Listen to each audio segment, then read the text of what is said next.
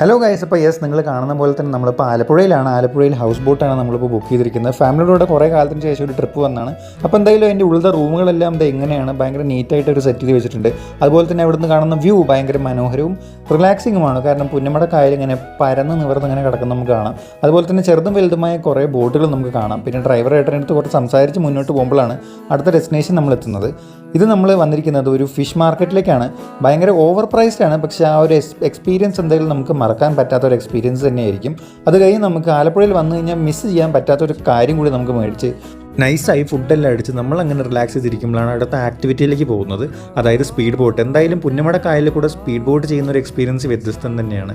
പിന്നെ നമ്മൾ നൈസായിട്ട് ഈവനിങ് ഒക്കെ ഇങ്ങനെ നല്ല കാഴ്ചകളെല്ലാം എക്സ്പീരിയൻസ് ചെയ്ത് നമ്മൾ കുറച്ച് വാക്കിനൊക്കെ പോയി നമ്മൾ അടിപൊളിയായിട്ടൊരു ഡിന്നർ പ്രിപ്പയർ ചെയ്തിട്ടുണ്ടായിരുന്നു. അതും കഴിച്ച് നമ്മുടെ അന്നത്തെ ദിവസം അവിടെ കഴിഞ്ഞിരിക്കുകയാണ്. അപ്പോൾ ഇങ്ങനത്തെ വീഡിയോസ് ഇനിയും കാണണമെങ്കിൽ please to subscribe to our channel. Thank